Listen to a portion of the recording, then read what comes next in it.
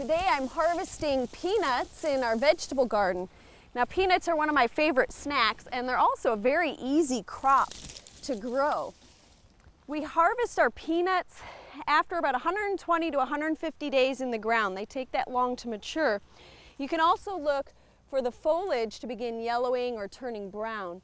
Now ideally we harvest the peanuts before frost. If you're watching the weather and a frost is predicted, try to get them out of the ground, or you can wait until just after the frost to harvest them. And it's pretty simple to harvest our peanuts. You want to use a digging fork and lift the entire plant up out of the ground. And the peanuts are connected to pegs all along the undersides of the plants. And our vines have kind of grown together, so you have to do a little bit of teasing to separate those. But we want to leave our peanuts attached to the vines for the curing or drying process. Commercial growers will turn over the entire row and leave the plants in the field to cure for a week or two, and then they'll come back with a specialized combine to harvest the peanuts. Some gardeners also like to start the curing process by leaving their peanuts on the rows to dry for a day or two.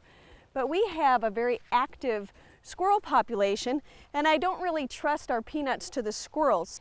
You can dry your peanuts indoors by laying them out on your garage floor, but again, you need to be wary of mice. So we're going to instead hang up a clothesline and then string our peanuts over the top of these. And basically, you just kind of separate the vine and toss it over the top of the string so that it hangs.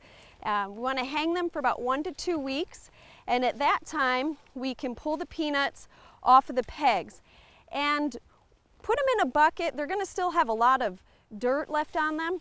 If you put them all in a bucket and just stir them around with your arm, they'll rub up against each other and shake some of that loose soil off. And then you want to spread them in a thin layer and dry them for another 1 to 2 weeks. After that, you could store them in mesh bags in a dry, well-ventilated place until you're ready to roast or boil your nuts. You can also store some of the peanuts in the shell and use them to begin your crop the following season. You want to store those in the same way that you would store peanuts for cooking. Healthy soils are key to a productive garden. A healthy soil is rich in organic matter, it's teeming with beneficial microorganisms, and it contains all the essential nutrients that plants need to grow. Now, the easiest way to improve our soil is by adding organic matter, and we can do that in a number of ways. One of these is to mulch with organic materials that will decompose and add nutrients and structure to the garden. We can also do this by growing cover crops. Now, cover crops are grown specifically for being worked back into the soil.